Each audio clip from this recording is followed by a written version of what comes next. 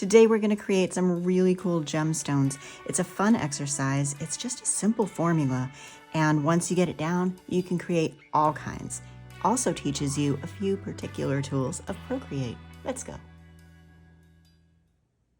We're starting out just looking, just kind of examining what it takes to make a simple little gemstone like this.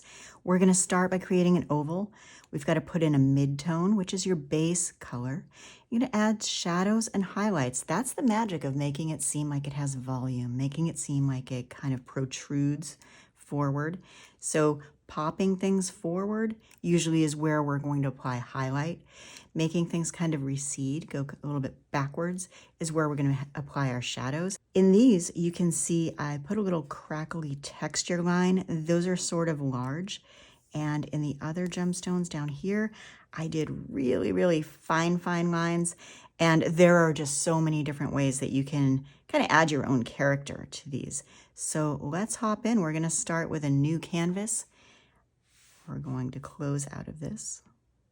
I'm going to do a canvas that's 9x9 P3. That setting is a print setting. So now that I'm in my square canvas, if I over here in my wrench tool here, check out under actions, go to canvas, I can check and see my canvas information, dimensions, the second one down. I'm working at 9 inches by 9 inches. What's important here is I'm working at 300 DPI. That's good print resolution if I ever want to print this. For now, I'm choosing a charcoal, very dark charcoal gray. I'm choosing from my brushes, the calligraphy monoline. I'm going to start out with an oval. And click here with my 2 fingers to make it really perfect and uniform. I'm going to take my gray down to a much paler tone and just kind of fill it. Now I have my basic oval, and this is just all in one layer. And I'm going to even create an alpha lock. That's going to help me stay within the lines no matter what I do. You can build more and more layers, or you can work on the same layer depending on your comfort level with digital painting. We're going to start out here with taking what I have and adjusting the color. But because I've created my basic shape here, I'm going to save it, duplicate it, turn it off. Now I'm going to go choose whatever color I want this to be. And I'm going to say, let's kind of play with purple today. Feeling kind of purpley. Color drop the purple. Notice it's not going to color drop on the black, and that's okay. I actually want that right now. I'm going to go in with a really dark purple and an airbrush. And remember at the beginning, I said we need to create midtones, shadows, and highlights, and that's going to give us the volume. So with an airbrush that is a medium blend, I'm going to go about half opacity, about 50-ish, kind of big, medium airbrush. I'm just going to come around the edges here and throw in a really quick shadow. That was a little too much. I want to sort of stay on the sides a little more. So that's going to give me some volume. It's kind of blending it into that charcoaly edge too. Now I'm going to go bigger on my brush, lighter on my opacity, little more shading. And already we've kind of got that dimension forming. I'm going to come in with a really brighter purple, keep my brush the same, my airbrush, and just kind of sweep in some lighter tones. It's very subtle. And now I'm going to take my brush smaller, opacity higher, brighter on the purple, coming around. Now the airbrushes are like so many brushes. These are pressure sensitive to how much pressure I'm applying to the Apple Pencil. So I'm going pretty light right now, very gentle touch. If I really bear down, it's going to get brighter and brighter and more intense, which I will do when I'm kind of ready, when I feel like I have the gleams in where I want them. I kind of like how this is looking. I didn't fill the middle part. I want to keep a little mid-tone. Again, I'm going to go smaller on my brush, a little more controlled, higher intensity. I'm going to press a little harder this time. Just like that. And now I'm pressing a little bit lighter, kind of blend that in. Just kind of following the contour of what this little oval shaped thing would be. A little harder, a little harder. And then finally, I'm going to go just a little smaller on my brush, just a little more intense. This is the part where you can add more layers to do this if you feel like you want to have more flexibility with undoing. But for now, I'm going to go in just like that. And now go a little bigger and a little softer again. I really want those gleams to not be totally soft. They've got to stand out a little bit. So now we're going to go in with, this is it. This is really going to be the finale of these gleams, white. I changed my highlight to be as bright as I want it to be. Now that's it's a little bit sharp. I'm just going to make my brush a little bit larger. And just come in really quick and confident like that. And then I have choices here where I can maybe use the smudge tool just a little bit.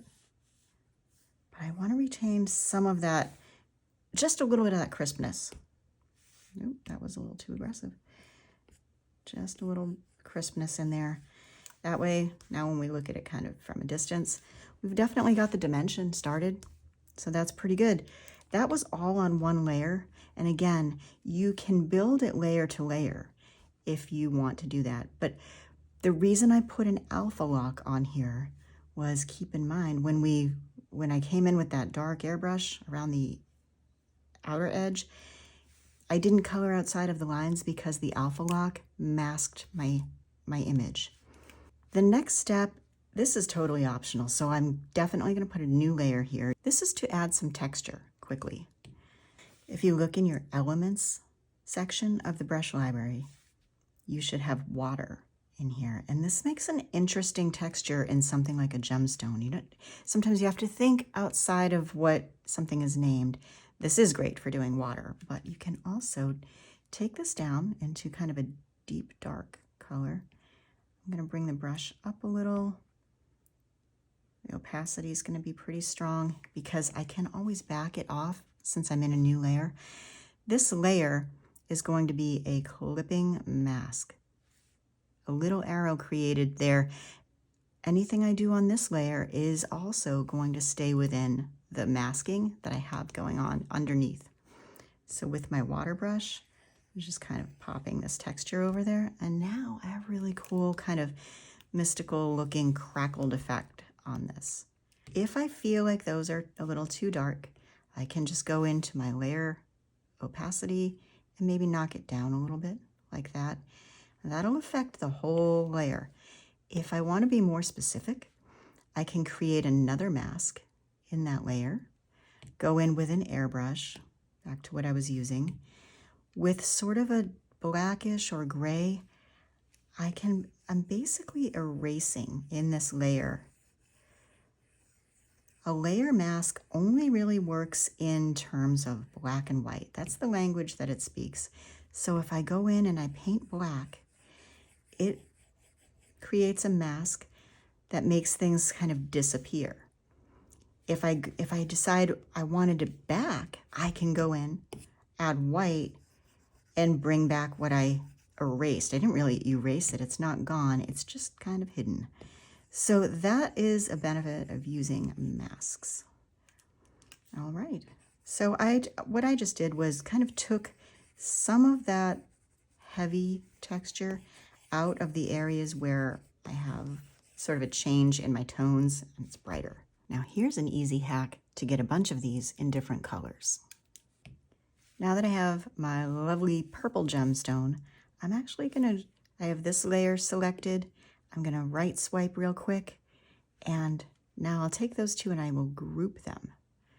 So new group, I'll actually name it purple.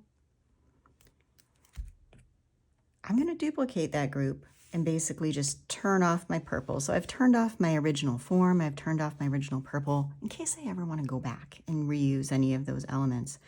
This duplication, I'm just gonna flatten it. So now I just have a purple gem. I'm gonna make it a little smaller, Let's do some color shifts. If you haven't explored ways to adjust colors in Procreate, this is for you. Let's duplicate the purple, bring it side by side. The first easiest way to adjust this color is going to be the magic wand. We're going to go to hue, saturation, and brightness. This is where we have all kinds of controls now over, guess what? The hue, saturation, and the brightness. Hue is your color. Your saturation is how bright and intense it is. If I take the saturation all the way down, what's going to happen? Gray, right? We pulled all of the saturation of any color, no matter what, out. If I want to make it really intense, I put that saturation all the way up, and now it's kind of like almost neon, right? It's really, really bright. We're going to put it back to where it was, 50%. And brightness. This is basically your black and your white point. So I don't like to mess with that here. I'll show you a different trick. But if I bring it down, see, this is bringing the brightness down very dark, right? Can go all the way to black. That's also a good trick for when you need to just make a black shape identical to something you created. And white, all the way white. So let's put that back at 50. Really all we want to do is change its color. So with this hue slider, I can bring this into a more magenta, go over to the kind of reds, auburns, and orange, kind of a nice amber tone, green. If I go the opposite direction, pulls it into some blues, some really cool aqua teal, green, really vivid green. And at the very end of the spectrum, we get kind of a yellowy green. So let's turn this one into, let's say, kind of a teal. I'll saturate it a little more, maybe saturate it like 10% more. And pretty happy with that. So that looks cool. Now we've got two. You can imagine, go on and on and on, make all kinds of colors. The next thing I'm going to do, though, is take this purple. I'm going to duplicate it again.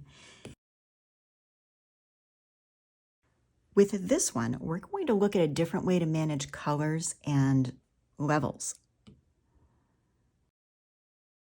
Curves are basically talking about your black and your white points. Black point being down here, your darkest point of your object. Your light point is here. And you can actually add middle points and middle tones. And that gives you control over the color. If I want to boost, remember back here, we had brightness and we could bring something really bright or really dark, but it brings all of it. Everything is changing, brightness and darkness. And if you want more intricate control, that's where you go to your curves. So if we watch the tones change here, we bring a middle point of adjustment. I can adjust the brightness while still keeping a relatively dark shadow around the edge. Now, if I go crazy, that's going to get just still a little too bright, but I can definitely modify it. It's a lot different. This is how I could bring a purple to a more pink without completely blasting it out. And you can add more than one point. So you can bring more high contrast changes in, like that. That's a little extreme. You can delete that point. You click on it, delete it. You can bring the blacks in so that they stay a little more intense. So I slid that from left to right. You can bring the whites back. So manipulating these, if I bring that white down, I'm going to lose that highlight. I don't want to do that in this. But sometimes, depending if you're working on a photograph or a different type of an image, these can give you a lot of control. And so since I've brought this up, I'm going to go back out and just adjust the hue, saturation, hue, and bring it into a pink. And maybe really saturate, or maybe do I desaturate? Let's go saturated. There we go. From here, you've got an easy formula to create a whole bunch of gemstones. The water texture works really well for those crackles, but there are other textures too that you can try experimenting with.